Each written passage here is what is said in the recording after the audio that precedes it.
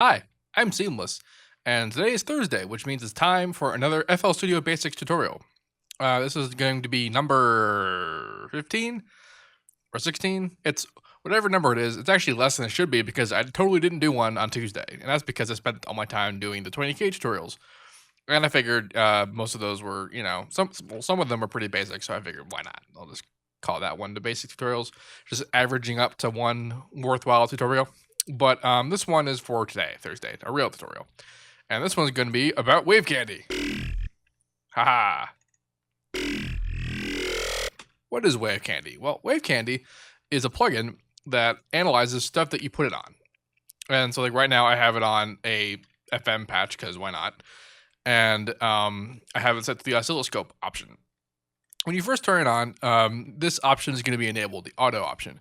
And what this does is when you resize it, it'll try and figure out what you're trying to do based on the side, like the orientation of the screen. And that's cool bit of coding, I guess, but nope. So, there's lots of interesting options that you have for using wave candy. So by default, you get your oscilloscope option, which is cool. One thing that I do want to point out about the oscilloscope is the let's see which one's the update knob. So the update knob changes basically how fast the oscilloscope renders, like the resolution of the waveform oscillation.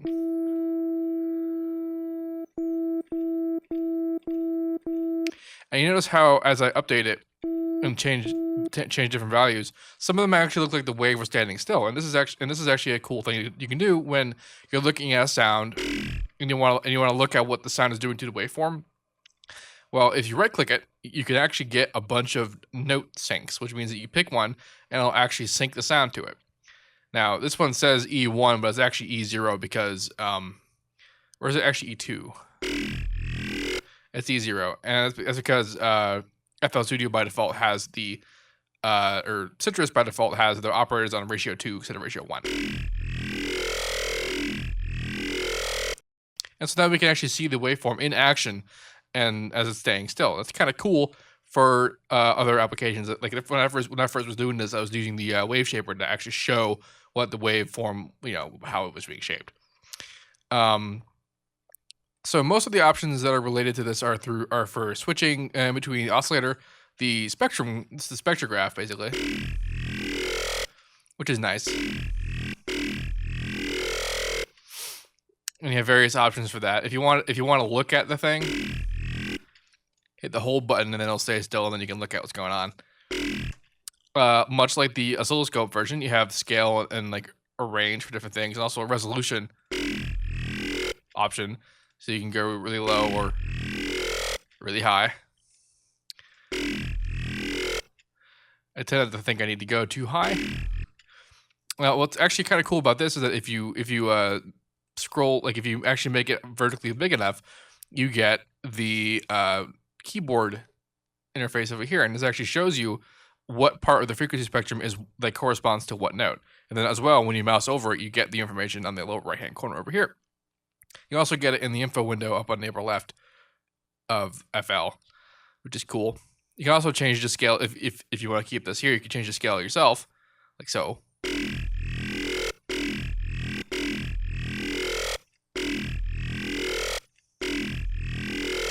Keeping a high scale, I think, is actually more relevant towards most sound design, just because it's in the range that we are actually perceiving most of the sound's activity, kind of thing. But that's per case basis.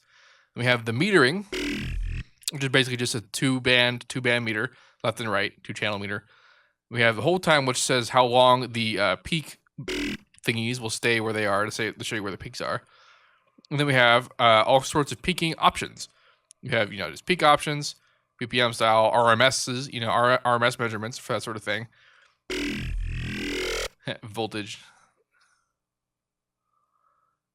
RMS based A weighted loudness measurement, and then this thing.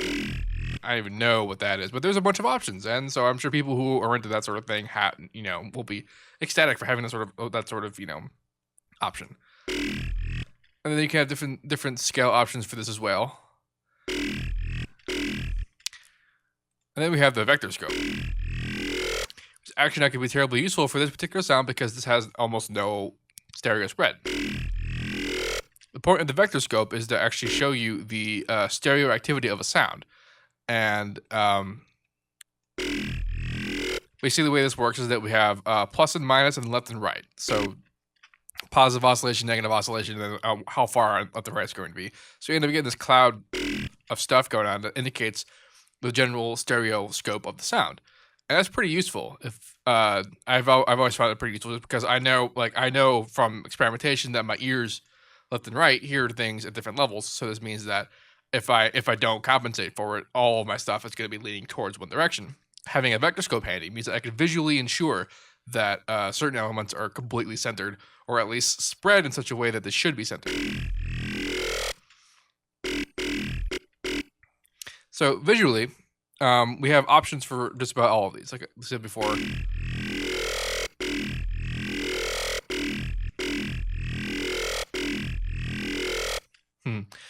There's various specific options for each of these spectrum in the oscilloscope, meter and vector scope options, but then there's also appearance and visual options just for the interface in general.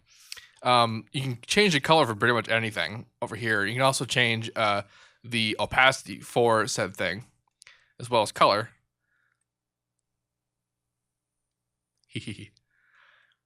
Beyond this, there's also a bunch of options that are for usability kind of deal. If you double click it, it'll minimize it to the corner, but you can also move the minimization. So when you minimize it, it'll go to that specific location.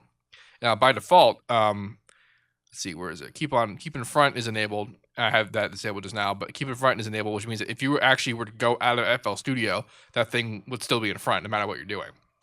And same thing with on desktop. It won't actually minimize when you do it.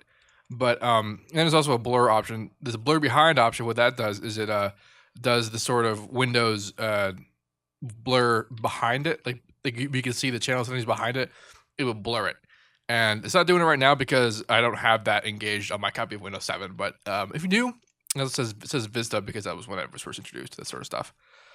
And if you do have that, then it will be blurry, and the same kind of blurry that's behind like a Windows toolbar in just the OS. Solid is kind of cool because you're able to interact with it, like double clicking on it and stuff like that. But if you right click it, you can go to view settings and it'll actually bring up this window, like so. But if you want to keep this up, but you want to be able to have it be big enough in the minimization settings, then then the minimization settings, but you also don't want it in the way. You can hit solid, and now you can actually do stuff behind it, and it won't react to you clicking on it, which of course means that you have to go into the plugin window to get the interface back so you can change stuff. But it's a cool thing that you can do. And the reflection options, just a whole slew of incredible visual options for stuff. And that's really pretty much it. It's a visual analysis tool. It's pretty handy for most things. Yeah.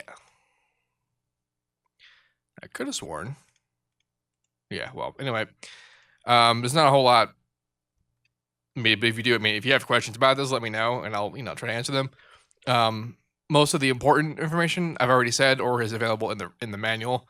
But largely speaking, this is a rather straightforward utility. So yeah, if you have any questions about it, let me know. And as usual, have a nice day. I will see you next time.